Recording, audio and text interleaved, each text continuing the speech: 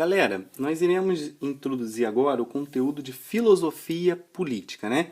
E para entendermos a parte de filosofia política, é importante que nós conheçamos o pensamento dos dois principais filósofos que vão introduzir o tema de política a partir do contexto da Grécia ali, né? Dentro do contexto das polis gregas, que vai ser Platão e Aristóteles. Lembrando da nossa tríade, né? O Sócrates vai ser ali um filósofo marcante, né? Tanto é que os filósofos que vêm antes dele vão ser chamados de filósofos pré-socráticos, e os que vão vir depois dele, né, são os filósofos pós-socráticos, né? E Sócrates ele vai ser então mestre de Platão, que por sua vez vai ser mestre de Aristóteles, né? Mas é importante nós entendermos da onde que vem a palavra, primeiramente, palavra política, né? Política, né, ela vai vir da palavra polis, né? Como vocês podem ver nessa imagem aqui, né? Polis eram, na verdade, as cidades-estados gregas, né? As cidades-estado da Grécia Antiga. Aonde você tinha uma parte mais elevada, que era a Acrópole, era o espaço do templo dos deuses. Então, aqui que ficava, por exemplo, o Paternon, né? O templo de Atenas, o templo dos outros deuses, ficava na parte mais elevada. Na parte mais baixa ficava a Ágora, né? Que era o espaço onde ficavam as casas e as praças, né? Os gregos valorizavam muito os espaços livres para poder debaterem, né? Para poderem conversar, para poder falar de política, né? Para poder, né? Hoje a gente fala política, né? Por causa que eram esses diálogos que eram feitos dentro das polis, né? E a democracia ela vai surgir nesse período, lembrando que a democracia nessa época era um pouco restritiva se a gente comparar com a democracia nos dias de hoje, porque as mulheres, os escravos, geralmente não votavam e não participavam da vida política da época. Mas já era um grande avanço, se você parar para pensar que enquanto os gregos tinham esse sistema, né, de várias pessoas ali, dos cidadãos, discutindo e debatendo, né, e conversando, né, porque os gregos valorizavam muito a palavra, você tinha muitos governos tirânicos, né, ou na base da oligarquia da época, né, que eram pouquíssimos que governavam, às vezes um só. Né? E a Grécia, então, ela cria esse avanço, né, na sua forma de política e na forma de governar a cidade. Então, a democracia ela vai surgir nesse período, só que Sócrates ele vai aparecer nesse período aqui, de período de democracia, e ele vai questionar as pessoas dessa cidade sobre o que eles realmente julgavam conhecer. Né? E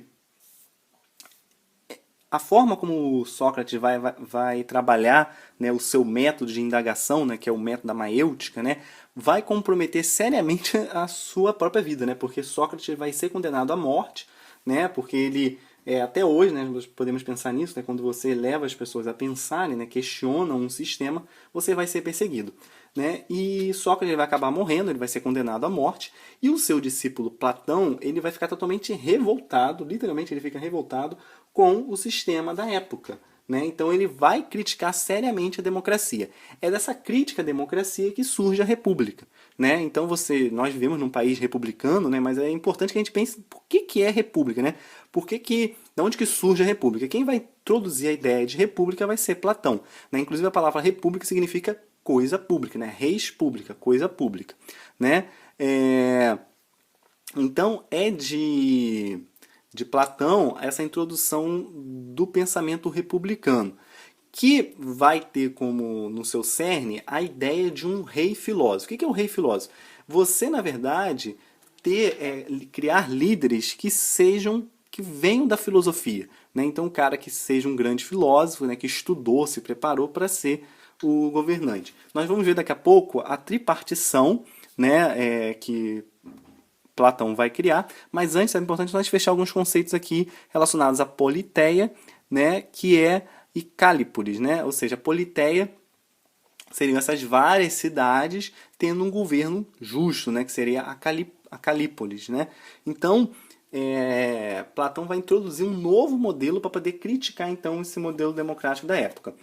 Nós podemos ver aqui, então, que Platão ele vai criar dentro do seu método, né, político, que ele pega como origem a sua constituição material, né, da constituição, na verdade, da alma. Né, porque Platão ele vai utilizar suas ideias, né, da dualidade entre corpo e alma e aplicar né, na sua cosmovisão política. Então, a tripartição da alma, né, que Platão já é uma ideia que Platão introduz, né, quando fala da dualidade corpo e alma, né, ele vai trabalhar a sua ideia de alma baseado no seguinte, que a alma ela é formada por razão, ira e apetite. Todos nós temos razão, né, a parte intelectual, que daí que vem o logos, temos a ira, temos o apetite, né? Todos nós temos essas três características. Sendo que vai existir em nós uma dessas características que se sobressai às outras,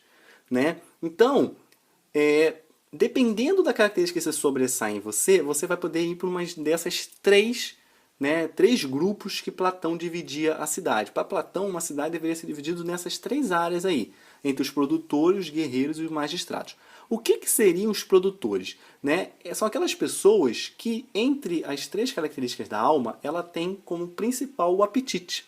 São aquelas pessoas que vivem bem no campo, né? São aquelas que têm a temperança, né? São aquelas pessoas mais calmas, que gostam de uma vida mais pacata, mais tranquila, né? E que valorizam muito, né, o sustento material. Elas não querem saber de guerra, de briga, não querem saber também de estudar. São pessoas que para Platão cairiam bem para ser produtores. Né? É claro que, né, mesmo essa pessoa tendo a característica do apetite, ela também tem razão, né? Ela também gosta, né, de pensar, né? Gosta, de vez em quando ela vai ficar irada, mas é a característica que predomina, né, dentro da filosofia platônica.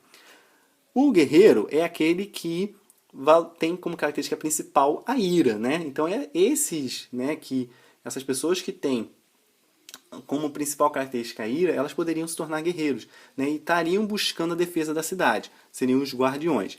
Aquela pessoa que já gosta mais de estudar, né, que não quer saber de ser policial, de ir para as Forças Armadas, gosta mais de ler, não gosta também do campo, esses sim seriam, para Platão, aqueles que dariam para ser bons filósofos e governarem a cidade. Né? Então Platão divide, né, ele faz essa tripartição, né? E, inclusive aqui vocês podem ver nessa imagem aqui, né, que é como que ele diferencia. Né? Então você teria lá os trabalhadores, né, a classe, né, dos trabalhadores, a classe dos soldados e dos governantes. Né? Aqueles que fariam um trabalho mais braçais, eu falei do campo, mas seriam os artesãos, né, pessoas que têm mais trabalhos manuais. O guerreiro, né, sabe aquela pessoa que o sonho dela é ir para a polícia, ir para as Forças Armadas, tal? Dentro da classe platônica, essas pessoas seriam os guerreiros. Né? E os governantes seriam aqueles que se interessam mais pelos estudos, pelas ciências, né? Então elas gostam mais de pensar, de ler, né? Então elas seriam os magistrados. Aqui também é importante destacar a frase de Platão sobre política, né? Que para a gente poder refletir um pouquinho aqui, né? Quando ele diz o seguinte, que o preço a pagar pela tua não participação na política é seres governado por quem é inferior. Né? Fica aí de reflexão, né? Porque para Platão é o seguinte, você pode até não se interessar pela política, mas isso a política vai te afetar de alguma forma. E muitas vezes a pessoa ela é até boa, né? Ela poderia são pessoas inteligentes, mas não se envolve com a política, e aí dá espaço, né, para outras pessoas que, né, que fazem o que vocês veem aí. Né? Então, quando a gente olha o cenário brasileiro, né, de um monte de gente incompetente, né, assumindo cargos de alto escalão, a gente deveria refletir aí sobre como que muitas vezes seria bom que pessoas sábias se envolvessem com a política. Vou falar aqui brevemente sobre o pensamento de Aristóteles, porque o pensamento de Aristóteles é bem mais simples. Né? Então, em uma folhinha a mais aqui, a gente consegue trabalhar o pensamento de Aristóteles, que é o seguinte. A filosofia política de Aristóteles, né, ela é baseada em alguns princípios aqui básicos. Na verdade, ele vai nortear, né, os três principais poderes e introduzir uma ideia aqui que até hoje nós pensamos, né, sobre isso, que é a relação do homem ser um animal político. Para Aristóteles, né, o homem ele era um animal político. Então, por mais que você não se dê conta disso, você se relaciona com as pessoas, você dialoga com as pessoas e expõe, né, o tempo todo as suas ideias. Você ao conversar seja com seu pai, com sua mãe, com outras pessoas, você está o tempo todo tentando convencer, você está, né, manifestando o seu lado político. Então, existe aí, para Aristóteles, a ideia do seguinte, que a política ela deveria ter como o principal objetivo a busca pelo bem comum, né, o bem da comunidade. Né? E ele vai dividir três poderes principais dentro da política. Aristóteles ele não vai chegar a dizer que existe um melhor do que o outro, né? É interessante nós entendermos isso quando ele fala sobre a democracia, a aristocracia e monarquia. Ele fala o seguinte: qual é o principal objetivo da democracia? É um governo de todos, né?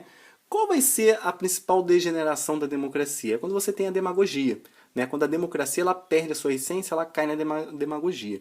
Quando você tem a aristocracia, qual seria o objetivo da aristocracia? É um governo dos melhores. A aristocracia é como se fosse um governo seleto. Mas quando a aristocracia deixa de atender o bem comum, né, ela vai cair na oligarquia. Da mesma forma como a democracia, quando deixa de atingir o bem comum, vai se transformar na demagogia. Quando a aristocracia deixa de atender o bem comum, vai se transformar na oligarquia.